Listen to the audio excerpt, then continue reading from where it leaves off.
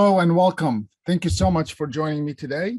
We will be discussing exploring entrepreneurship, how to convert an idea that you may have into a business, and how to shift your mindset from being an employee maybe to entrepreneurial mindset, and what would that really entail.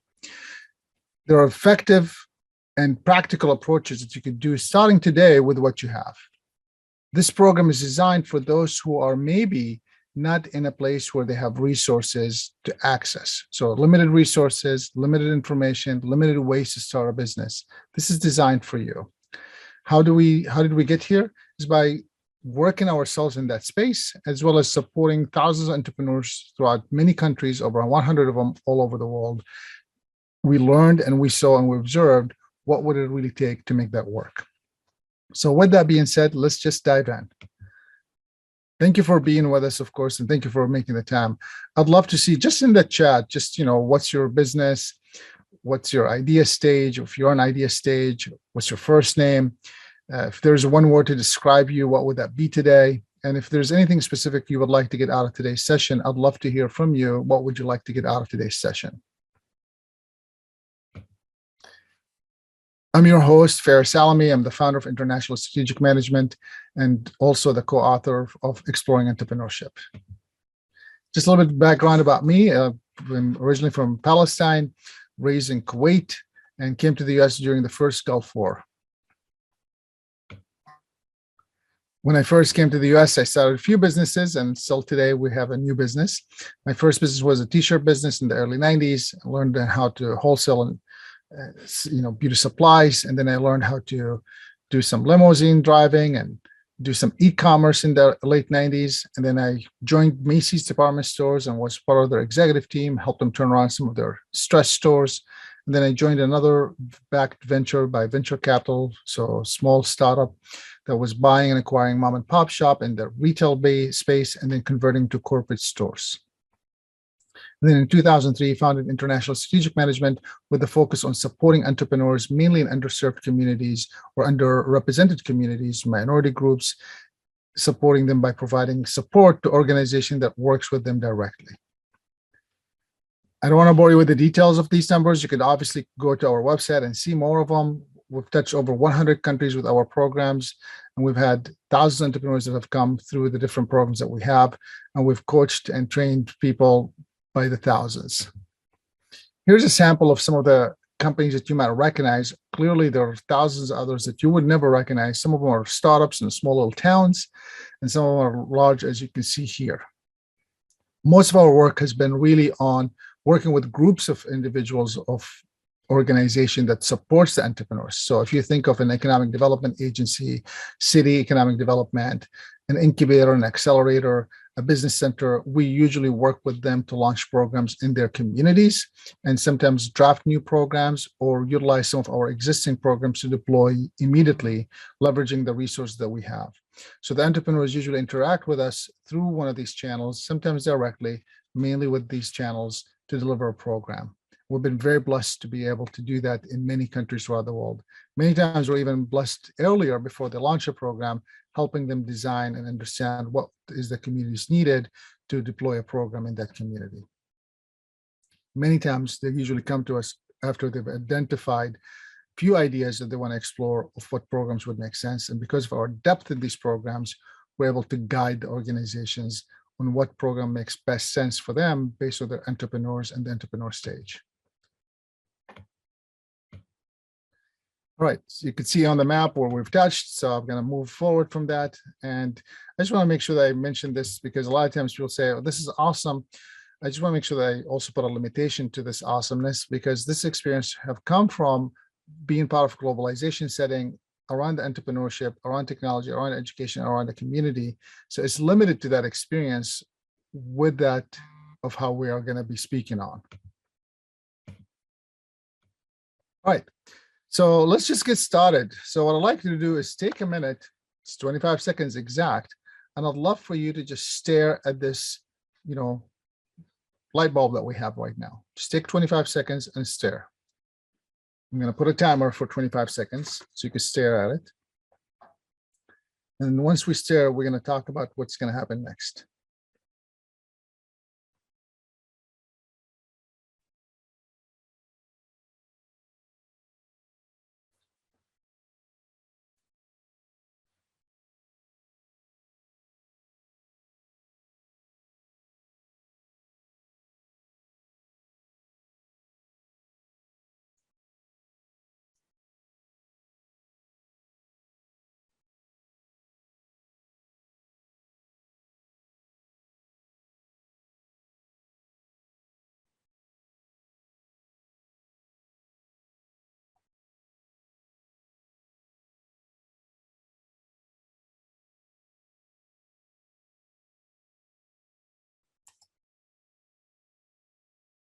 All right. So I hope now that you stared, you could look it through this, my white screen, and I'm hoping you see what I wanted you to see.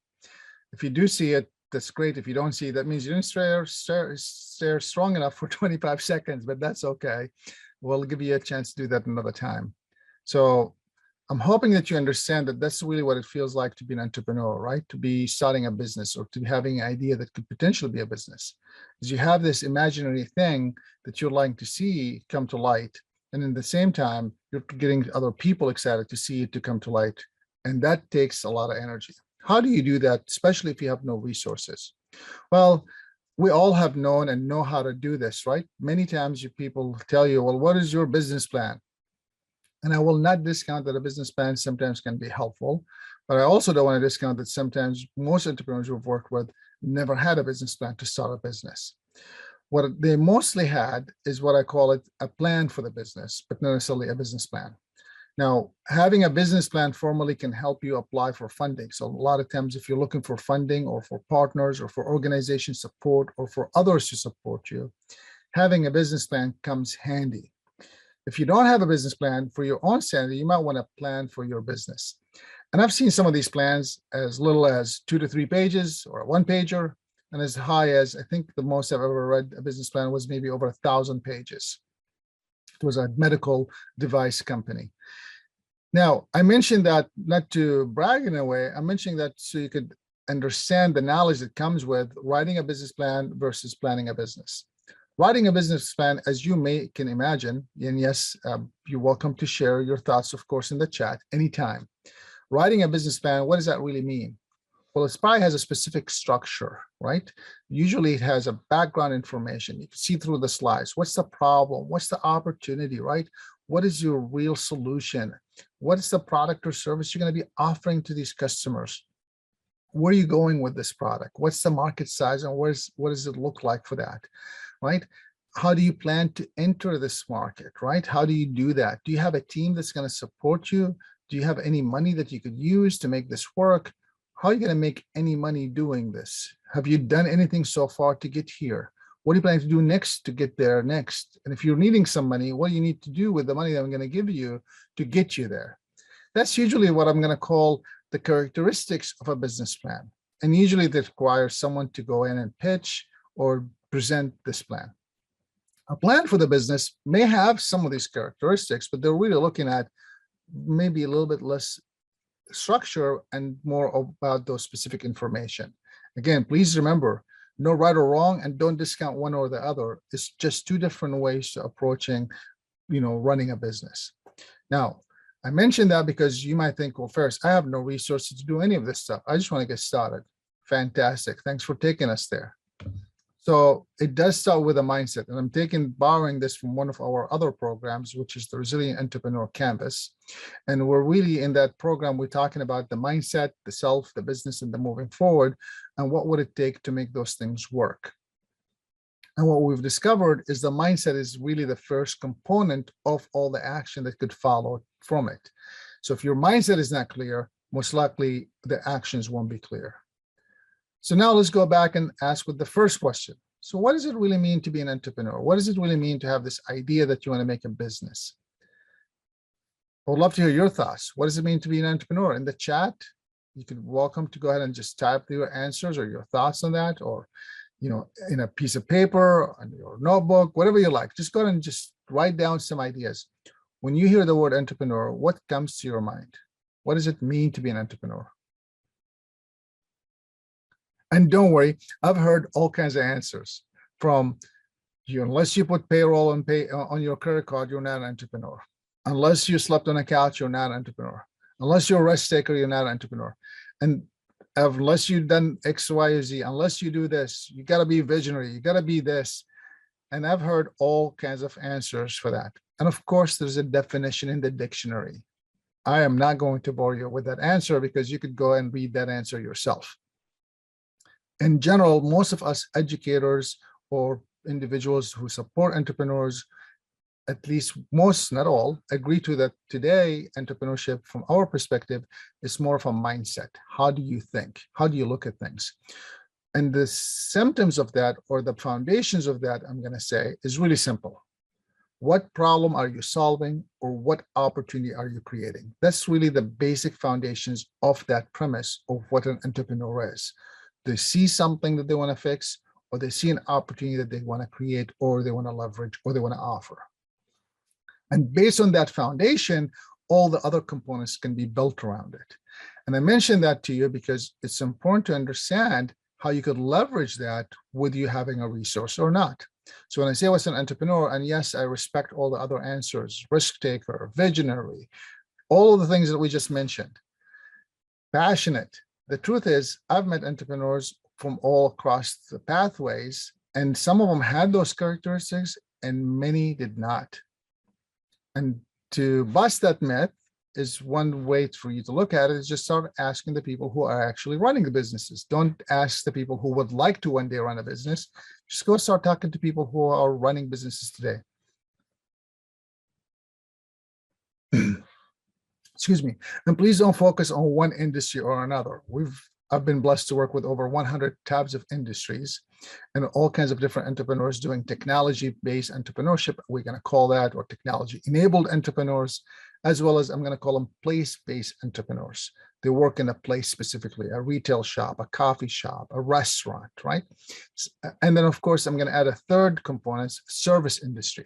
They provide a cleaning service, maybe. They provide some type of service for a business. The right business plan, like we do, right? We offer a service. It's a training service. We offer a training that's, or consulting or strategy sessions. These are services. They're not necessarily a product driven or technology driven. Now, we might be technology enabled. We're using Zoom today. We have a Hopin. We have a few other platforms that we use, classrooms online that we utilize, and tools online that we utilize to help you do some of the work. But we're not fundamentally focused on creating a technology that's going to solve a problem or putting an office somewhere. So these 3 or 4 different categories sell on entrepreneurs. Each one of these individuals will have a different answer. Each person, based on their background, if they're coming from underserved community or underrepresented community or immigrant or minority groups, or if they're coming from a privileged community, they will have different answers for it. Also, if they're looking for technology-based entrepreneurship, those who support them, they're going to be looking for specific characteristics for that individual. I'm disregarding all of those today and saying an entrepreneur, from my perspective, is someone that who sees a mindset of, I see a problem, I want to solve it, or I see an opportunity, I want to create. That's what we're talking about here. So that mindset comes with those ideas of what you could look for in the marketplace. Now, please note that there's no right or wrong answer from my perspective.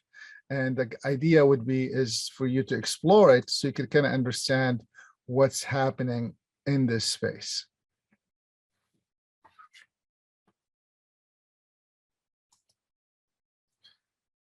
So how does the mindset works? Well, you identify that opportunity or you identify that problem. It could be that the community is needing a coffee shop. It could be that the community needing some type of restaurant that maybe they're not offering today a specific type of food. Or there is food, but it's just not being cooked in a certain way that you like. I always tell people, be cautious about saying what exists or doesn't exist. Just because you are not aware, it doesn't mean that it does not exist. Even in small little towns, I'm always surprised that someone claims that this thing doesn't exist. And then someone in the back, usually through our programs, we've heard them say, oh, you just described my brother's shop or my sister's shop. Have you been to this place? No, well, they've been operating for like 4 years. Where have you been? So a lot of times you just may not be aware that those things exist. So please just understand identifying the opportunity or the problem. Then you want to think about, and remember, we're discussing this from the concept that you have no resources to start, right? So how do you explore entrepreneurship with no resources? You have an idea, you see a problem, you see a solution, you see something, and now you want to discover it. So first you identify what that is. Then you identify what you have to solve that challenge, right? Experience, network, knowledge, whatever that period things that you think you have to support it. Then you want to think about, are you missing anything? Do you need a location for that? Do you have to write codes for that? Whatever that case is. So step 1, you identify it. Step 2, you start thinking about This is where I want to be or not? Do I want to be in a retail store? Do I want to be in a technology space? Do I want to be providing a service to someone? Think through those. Then you want to see, are you missing anything? Is there something else you need? Do you need another person to help you or support you or to provide the service with you? Then I'm going to say start with what I call startup mode versus scale up mode. Some of the things that sometimes the reason why people never start is because they're always thinking of the scale first. Well, you can't scale if you don't start. So you got to start first. Start the business first. Figure it out as you go. Now, please disregard me if you have millions of dollars or billions of dollars that you could deploy today, because you could just start testing based on the money that you spend and see how it works. I don't know how that works. I only have worked most of my life with entrepreneurs who are limited with the resources, their time, the people that they know or the network that they have, and then the money. So I'm going from that fundamental basis that if you are limited with your time, limited with your cash, limited with the network that you have, you want to start with this, I'm going to call it startup mode. You could call it pilot. So once you think that way, you start piloting things and you say, I'm going to offer this service to this smaller group of people and see how it works.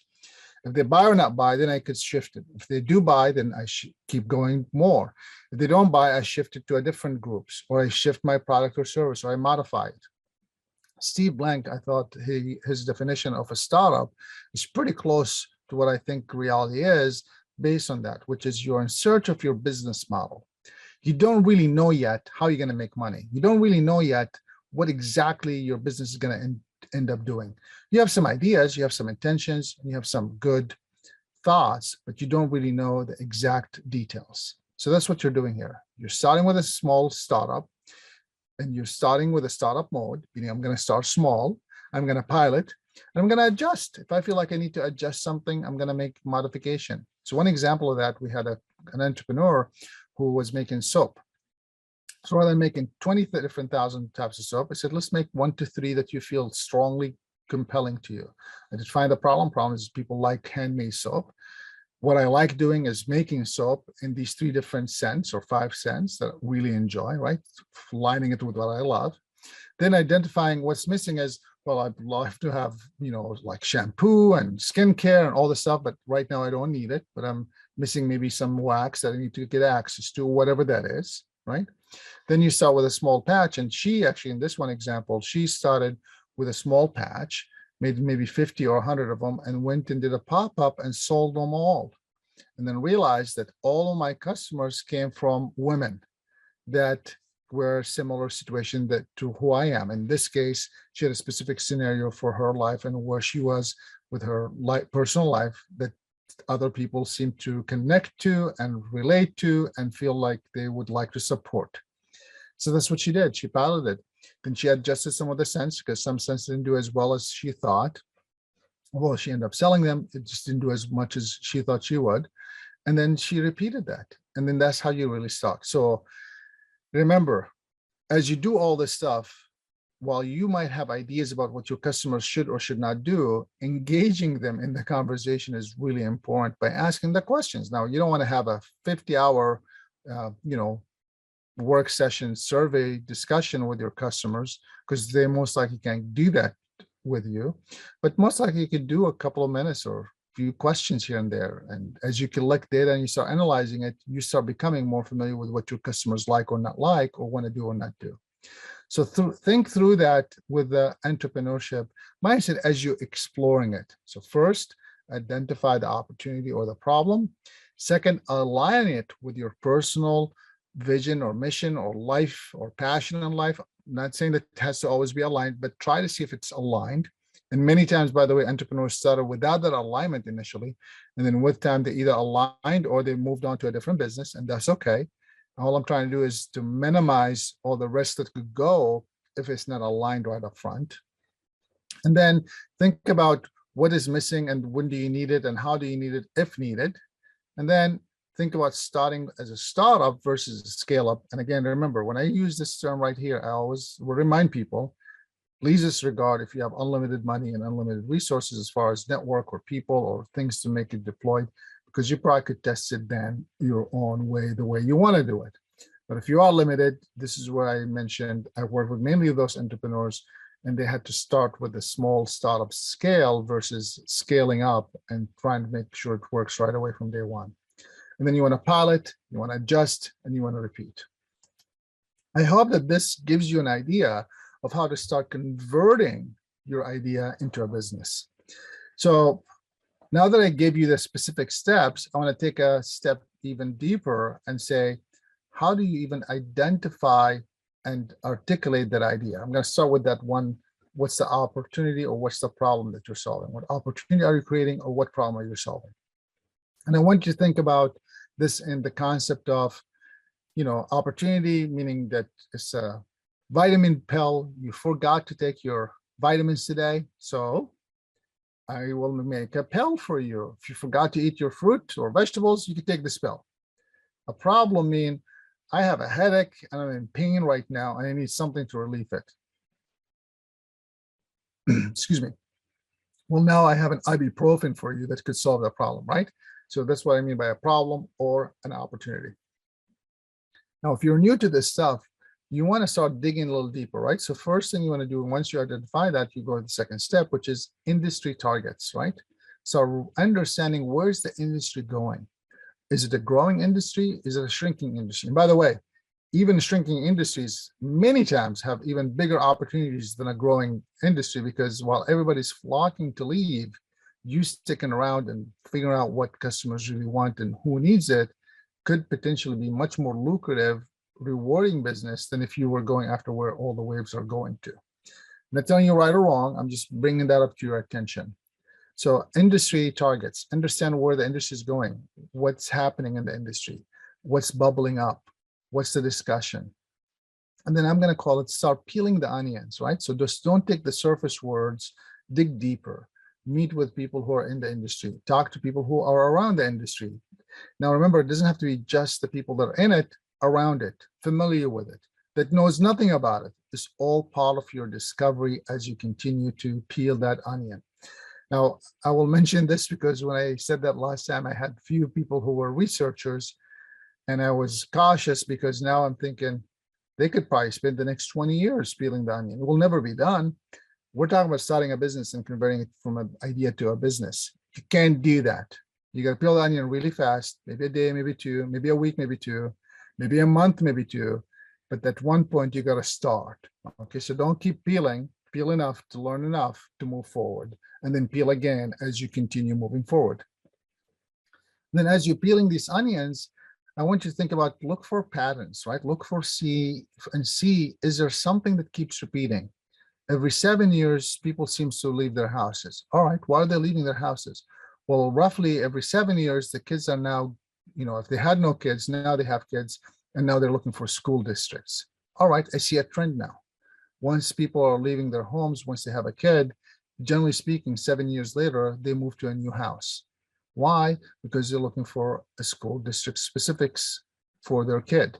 Got it. Well, that's a pattern, right? So now you can start projecting what's going to happen with new homeowners with kids or without kids. So I don't want to tell you what to do or not to do, but I want you to look for those patterns to see what's happening. This, if you're in the car industry, right, we all know that roughly every 3 to 4 years, they change the look of the car. That's a pattern, right?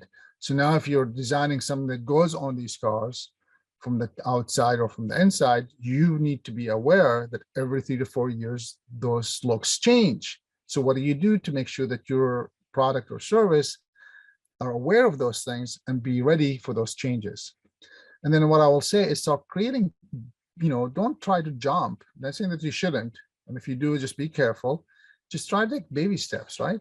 And one of the things I liked, one of the books I read before, Rich Dad, Poor Dad, talks about you don't have to quit your job today to start a business. You could start today with what you have and generating enough business from what your business side hustle, let's just call it for now, and make it a business with time. And then when that becomes a business that generates enough money for you to leave your job, it makes you even maybe more money than your job, then go ahead and jump ships. Some people might disagree with that methodology. So if you're not committed 100% from day one, then go for it. Then you can't do it. Well, remember, I'm worked with only individuals who had no resources, meaning that if they didn't have a job to pay their bills, most likely they became homeless or no place to stay. So I want to be cautious with that. I'm not going to tell you you should or shouldn't do, but I just want you to be thinking about that when we're discussing this baby steps that you're taking. At one point, you got to push, and in the beginning, maybe baby steps would work for you. Then I will say, it's okay to make a mistake. If you don't make mistakes today while you're doing these baby steps, you're going to make mistakes later. And the one thing I will guarantee you, the minute you start a business, that you're going to make mistakes. As a matter of fact, this is why I like to call entrepreneurship is a practice. It's a practice. The symptoms could look the same, everything looks the same, but based on the circumstances, the timing or whatever, it might be different today. And I use that today with COVID. If you went to the doctor a year ago in February and said, I'm coughing, I have a cold, they would have told you have a cold and we'll go back home and take some medicine. Today, if you do that, same sentences, very similar. They're going to say, wait a second, we need to take a test for COVID, and there you might end up being in the hospital. There are all kinds of things that change today based on that same symptoms, but just different circumstances. So I want to make sure that you understand, but entrepreneurship is pretty much the same. You could learn from the past, but you can't avoid making mistakes. You can try to avoid making the same mistakes, but you have to be open that it's going to be some new mistakes made.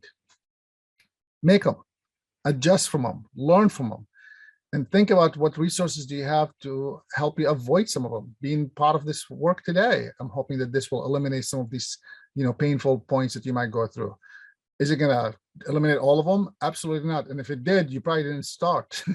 So start running the business, you'll run into some challenges. But I'm hoping the way you're thinking and the way we're discussing things today will allow you to think through that. So please think through and find those resources that could support you making those mistakes and adjusting from them. And then the last two things I'm going to say is keep going, right? The key with any business today that exists today, that they never stopped. Things might have stopped, customers might have stopped, people might have stopped, timing might have stopped for their industry, but they never stopped from doing the things that they felt is important. So keep moving with that. And then of course, the last is keep adapting. You don't want to be an industry that is fading away from doing something and you continue to just say, I'm going to keep offering it no matter what, because someone's going to buy it. Well, that's true, but maybe someone who's going to buy it is no longer in your space. Now they're in a different state or a different country. So you got to be able and open to adapting what's happening around you. As you clearly can see, we could spend more days and more time on each one of them. What I'd like you to do is please share with us in the chat one thing that you could do today with what you learned from us today. For what you could do today to convert your business or your idea into a business. What can you start doing right now, immediately? All right. And of course, feel free to ask any questions that you may have as you're doing that. So please take a minute and write down one thing that you could do today to make and convert your idea into a business. One thing.